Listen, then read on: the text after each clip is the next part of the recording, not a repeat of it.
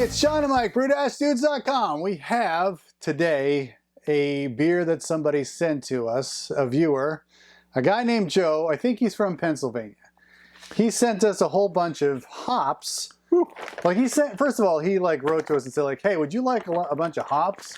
And I said, dude, that's super generous. And a bunch of hops is right. Yeah. So it's a random selection of a whole bunch of hops. Yeah. And there's even some stuff in there I haven't used before. So the truth is, I have way too many hops. I actually opened up my fridge and I said, I got to do something with all these hops. That's one. So I'm giving these to Mike because he does not have the same problem I have.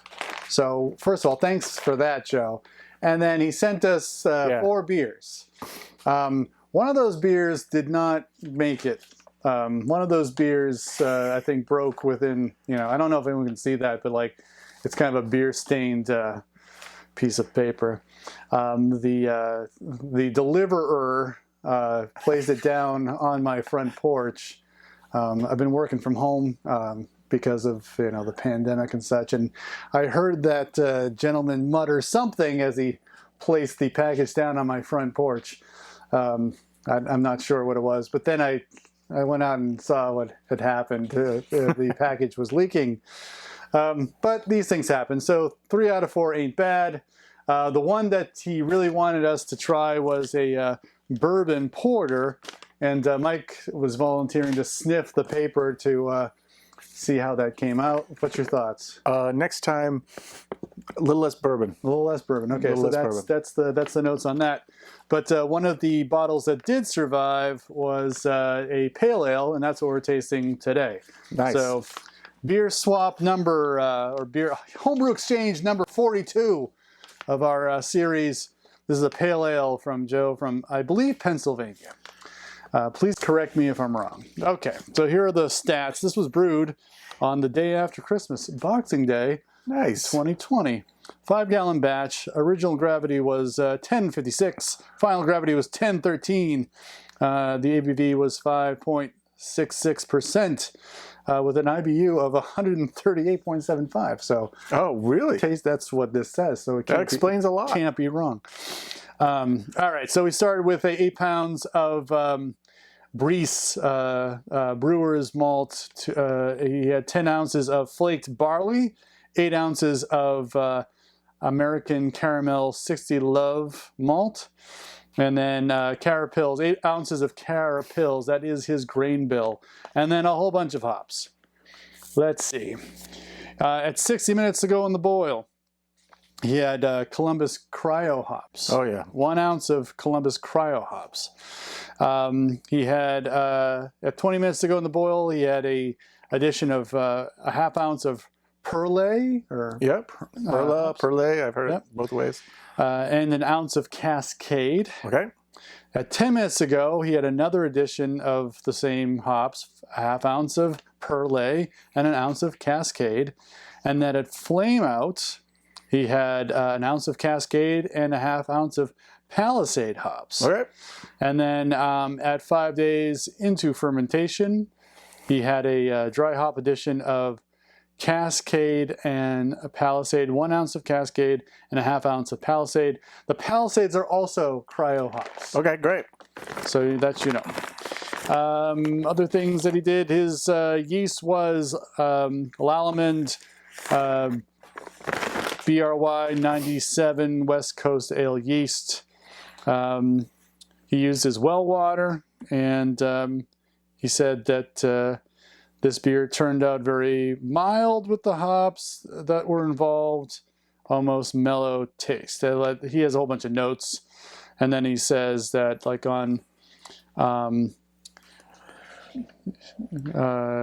he's saying he bottled this on January 5th of this year. So that is that. That's his pale ale. What's your thoughts on? Well, first off, this beer, this is classic American pale ale, right? Yeah. The hop choices, the malt bill.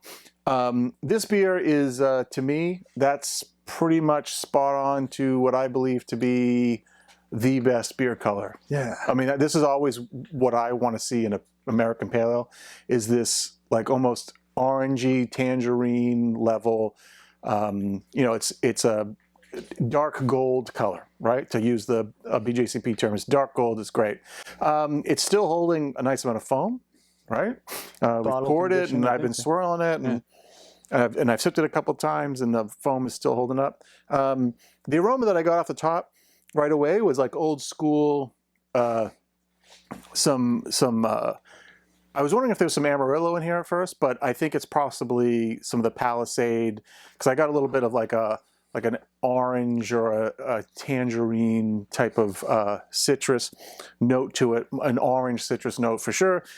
But that aroma, sort of has faded a bit.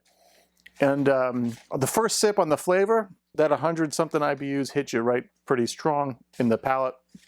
And it's living on the roof of my mouth right now. It's a lot of IBUs. That's IBUs total, I assume, right, in the recipe. So, does the recipe show how many IBUs are in that early edition? Those early editions? Let's see. There's a lot of information. Sorry to go back to the notes. It's fine. It's fine. It's just I got to look through the beer stain. Yeah. So if you want to start off with the Columbus hops. Now again, that's all I care about. Yeah, 98.18 for IBUs. Okay, yeah. So there's definitely a strong amount of bitterness here. I mean, the funny thing about this beer is, I don't think I've experienced bitterness like this in a long time, right? Yeah. I mean, how many people are brewing beers that are like the bittering charge is almost 100 IBUs, right? You just don't see it. I mean, homebrewers are doing it for sure, which is cool, which is great. But commercially, you just don't see it, right? At least here we don't see it anymore. No. So anyway, but then on the flavor, there's just to me there's just a lot of pith, like grapefruit, citrus pith. I like it actually. Yeah, it's actually pretty refreshing compared to what the super fruit forward stuff we're drinking. And then but the combination of Cascades, Palisade. I think the Perle is lost in here somewhere. Yeah, it's struggling. So, but I think there's a little bit of the Palisade flavor. But Palisade also has a lot of dank, resiny qualities to it, which is also, I think, what's the lingering aspect. Mm-hmm. So moving on from that part of it, mouthfeel-wise, it's medium to. It's probably square in the middle, medium body, which it's pleasant. It works. Yep. The fermentation is super clean. I mean, I don't taste like a yeast quality to it. I mean, our bottles, it's traveled over here, and we've poured a little bit of haze into it from. I shouldn't say haze, but some. We capture some of the yeast from the pour, but it's not yeasty at all. I mean, so the fermentation care is super clean. Works as an American pale ale, like really well. Yeah. I think it's very good. Yeah. So I mean, I'm glad this one actually survived. But as far as the flavor being sort of, I don't know, Joe, like what you were hoping for, but I think that there's a lot of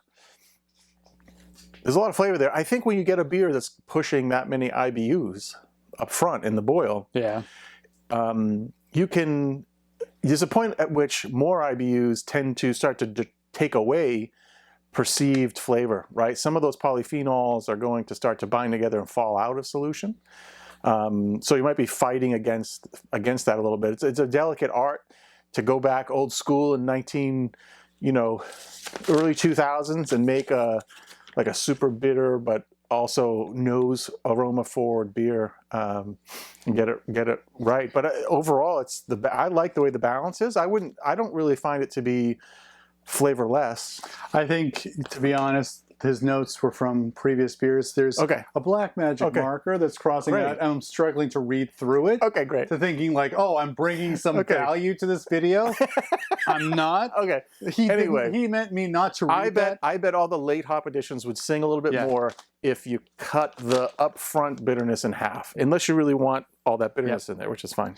He actually brewed a couple of different pale. I think that's what I'm seeing. Is he brewed a couple of, because on the brew day, which was December 26th, he pitched the wort on top of a cake. Yes, nice. And it started bubbling instantly and was done in like he said in 24 hours.